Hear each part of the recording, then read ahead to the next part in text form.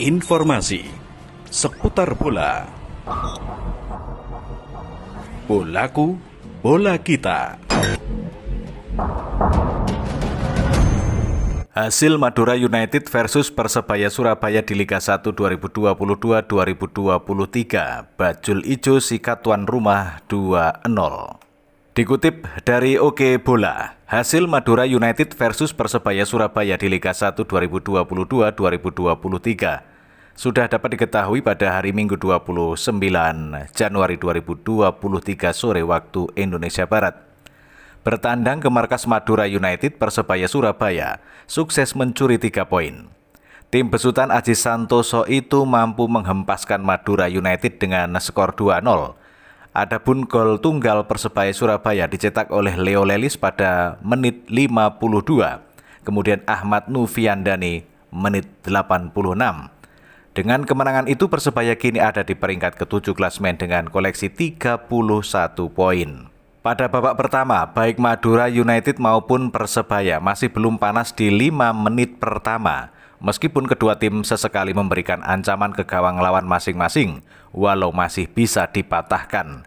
Persebaya mendapatkan peluang di menit 8 melalui Paulo Victor Costa Soares yang melakukan serangan usai menerima umpan Muhammad Alwi Slamet. Namun dia gagal memanfaatkan kesempatan itu untuk merubah papan skor. Kali ini giliran Madura United yang memiliki kesempatan pada menit 19 lewat Luis Marcelo Moraes yang melakukan sepakan tepat sasaran usai mendapat umpan dari Hugo Gomez. Akan tetapi Luis Moraes tak bisa mengkonversikannya menjadi gol. Kemudian Madura United kembali memperoleh peluang di menit 23. Kadek Raditya melepaskan tembakan setelah mendapat operan dari Reva Adi Utama. Sialnya bola meleset dari sasaran. Kali ini Persebaya juga tak mau kalah dan mengancam pertahanan Madura United pada menit 38. Namun Paulo Victor Costa Soares gagal mencetak gol. Kemudian giliran Madura United pada menit 42 melalui Hugo Gomez melakukan serangan namun tak berujung gol. Skor 0-0 pun bertahan hingga turun minum. Kemudian di babak kedua dimulai, Persebaya Surabaya langsung tancap gas melancarkan serangan. Usaha tim besutan Aji Santoso itu pun membuahkan hasil manis setelah Leo Lelis mencetak gol di menit ke-52. Papan skor berubah menjadi 1-0 untuk keunggulan Bajul Ijo. Usai kebobolan, Madura United meningkatkan intensitas serangannya sebagai respon cepat. Hugo Gomez dan kawan-kawan pun beberapa kali mendapat peluang untuk menyamakan kedudukan. Namun upaya mereka masih bisa dipatahkan oleh pemain Persebaya hingga menit ke-70. Sementara itu Persebaya tidak menurunkan tempo permainannya. Meski telah unggul, Zevalente CS pun sesekali merepotkan barisan pertahanan Laskar Sape Kerap melalui kerjasama apiknya. Akan tetapi, mereka tak bisa memaksimalkan peluang jadi gol kedua hingga menit ke-80. Persebaya bermain cukup nyaman di menit 10 terakhir babak kedua karena unggul 1-0. Paulo Victor dan kawan-kawan pun nampaknya di atas angin. Sejumlah peluang didapatkan mereka melalui kerjasama 1-2, meski masih bisa diblok bek Madura. Meski sempat mendapat tekanan, Persebaya akhirnya mampu menggandakan keunggulannya di menit 86 melalui Ahmad Noviandani yang menyosor bola dengan mudah. Kemudian skor berubah jadi 2-0 untuk kemenangan Persebaya dan bertahan hingga laga berakhir.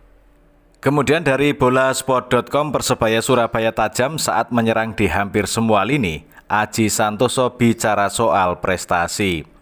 Pelatih Persebaya Surabaya Aji Santoso memberikan komentar terkait produktivitas gol mereka yang mulai meningkat. Menariknya dari 4 laga terakhir tim Bajul Ijo sukses mencetak 11 gol. Hal ini tentu menjadi kabar baik setelah mereka sempat memiliki masalah di lini depan. Mendatangkan Paulo Victor dan Zevalente di bursa transfer Liga 1 2022-2023 terbukti ampuh untuk meningkatkan performa. Selain itu, hampir semua lini di Persebaya saat ini bisa mencetak gol termasuk melalui Leo Lelis saat pertandingan melawan Madura United.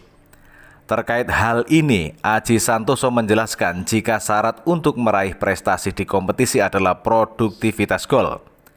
Selain itu, dia menilai jika kedatangan Z dan Victor di jeda kompetisi cukup efektif membuat mereka semakin tajam.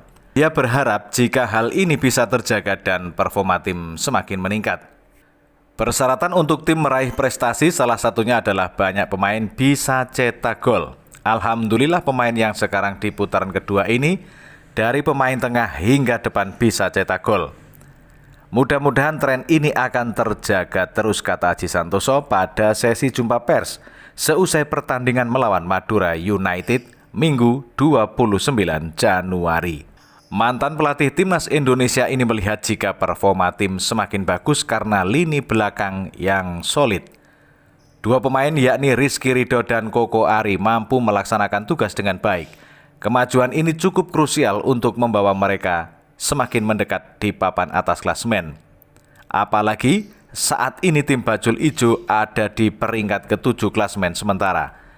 Semakin berkembangnya komposisi pemain belakang seperti Koko Ari dan Rizky Ridho sangat tangguh dan duel selalu menang dan akhirnya tidak ada kebobolan.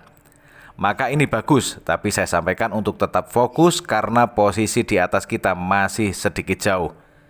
Tapi kami akan fokus mengejar itu dan mudah-mudahan tren positif ini bisa terjaga dalam beberapa pertandingan lagi, pungkasnya. Informasi seputar bola. Bolaku, bola kita.